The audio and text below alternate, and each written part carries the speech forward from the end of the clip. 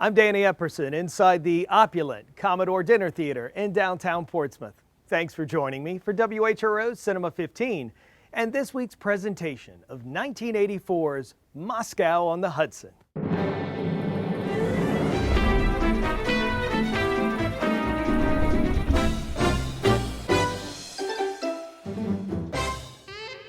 You've heard about people running away from life to join the circus, but this week's movie is about someone who runs away from the circus to start a new life in America. Moscow on the Hudson is a romantic comedy drama written and directed by Paul Mazursky.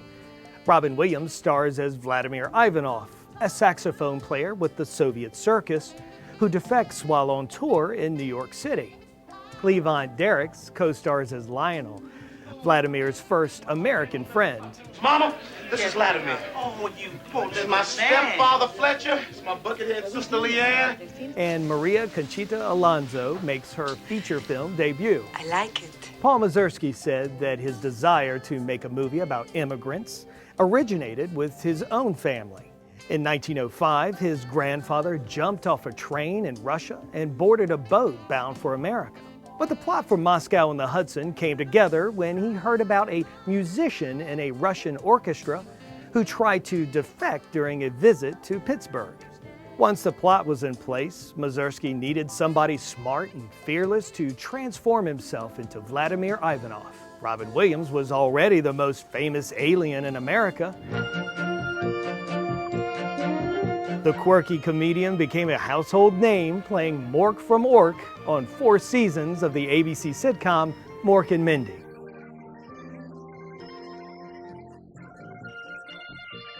And in 1982, he impressed critics with his dramatic talents in The World According to Garp. We are civilized people, and civilized people obey rules. For the role of Vladimir, Williams spent months preparing. He learned how to play the saxophone, and even more impressive, he studied Russian 5 hours a day. И сейчас, как ты думаешь? By the time cameras rolled, he could hold his own during scenes and conversations with real Russian actors and extras. As you'll see, all of his hard work paid off. This is one of Robin Williams' most memorable performances and earned him a Best Actor Golden Globe nomination. Robin could have said this better than me, but "Ya vernos posle filma," or "I'll be back after the movie," to reveal the true identity of a KGB agent in the film. But for now, hit the lights, spread some more beluga caviar on your popcorn, and get ready for Moscow on the Hudson. Anyone else get misty when Lucia took the oath of allegiance and became a U.S. citizen? I got a little choked up. This movie made me feel good about being an American and was a nice reminder about how lucky we are.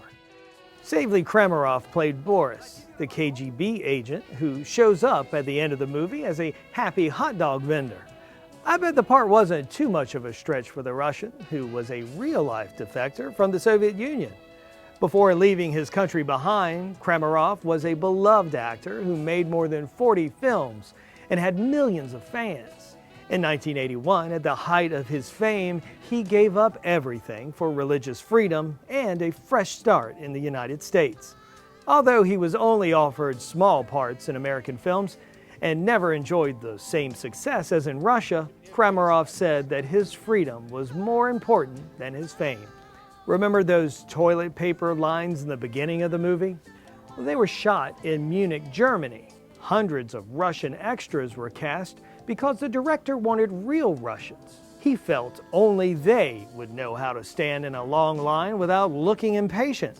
And while it was supposed to be a frigid and snowy Moscow afternoon, the scene was actually shot on a hot summer day. The snow was fake and the extras wore bathing suits under their overcoats to keep from overheating. Extra points if you noticed that one of the pictures playing during the movie theater scene was an unmarried woman. The Oscar-nominated 1978 film directed by Paul Mazursky. Well, while it might be rare for a Mazursky film to make a cameo in another Mazursky film, the director did like to show up in his own movies. In Moscow on the Hudson, he wasn't on screen for long, but he was memorable. He played Dave, the clueless Miami Beach sunbather who gives cash to Orlando Ramirez as he stumbles ashore from Cuba. Talk to them, it's like talking to a wall. You know who else isn't on screen for long? This guy. I'm Danny Epperson, and I'll see you next time for WHRO Cinema 15 and another classic movie.